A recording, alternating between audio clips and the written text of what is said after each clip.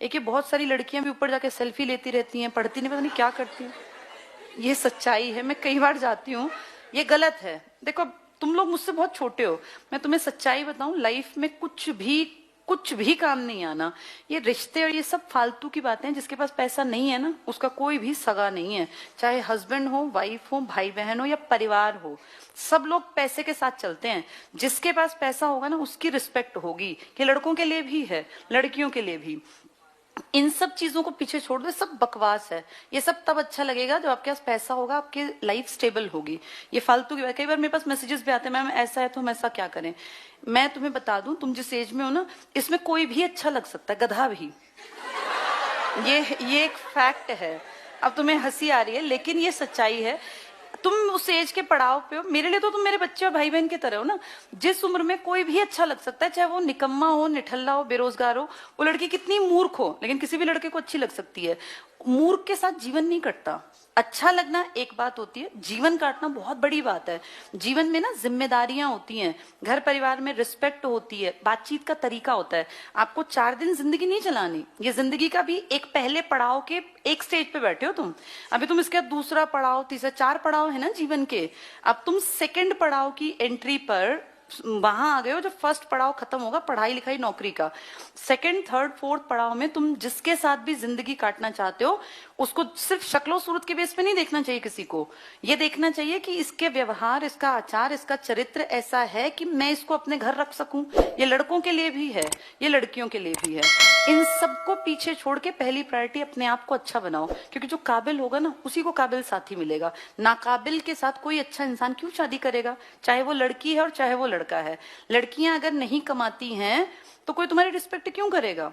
तुमसे कोई कितना ही कुछ भी कह के शादी करेगा, मरवाएगा झाड़ू पोछा ही वो, चाहे तुम कितना ही कोई अच्छा कहे, कोई कितना ही रिच हो। जिन लड़कियों की लव मैरिजेस भी है ना, और जो पैरों पे नहीं खड़ी हैं, उनको झाड़ू पोछा बर्तन कपड़े ही करने हैं। तो अपना वो भविष्य देखती हो तो तुम किसी की बात में आ जाओ, और तुम्हें लगता हो कि नहीं यार मेरा भविष्य ये नहीं है, काम बुरा वो भी नहीं है, लेकिन तुम्हें अगर माँ बाप ने पैसा लगा के काबिल बनाने के लिए पढ़ा लिखा दिया, तो कम से कम अपनी वैल्यू कर लो। इसलिए सेल्फी और ये सब चीजें छोड़ दो, पढ़ाई में ध्यान लगाओ।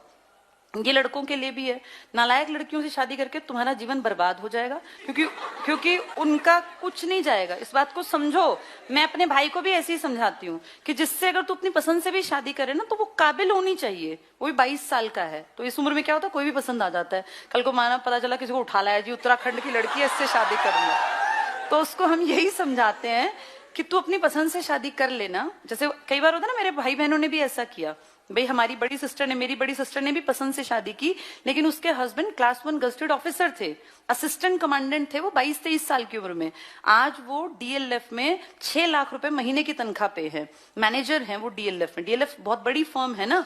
तो उसको देख के भाई को ये गलत फहमी नहीं, या वो मुझे देखे कि मेरी बहन भी बढ़िया लाइफ जी रही है। उसको हम यही समझाते हैं कि पहले तू काबिल बन, जब तू काबिल होगा ना, तो तुझे लाइफ पार्टनर अच्छा मिलेगा।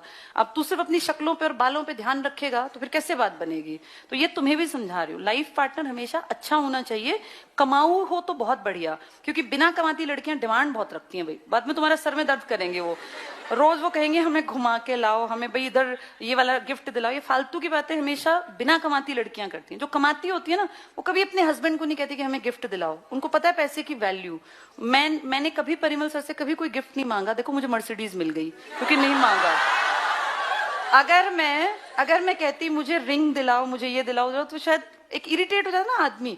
मैं तो खुद एक लड़की की एज में जब थी, मुझे हमेशा लगता था कि क्यों लड़कियां ऐसे डिमांड रखती हैं।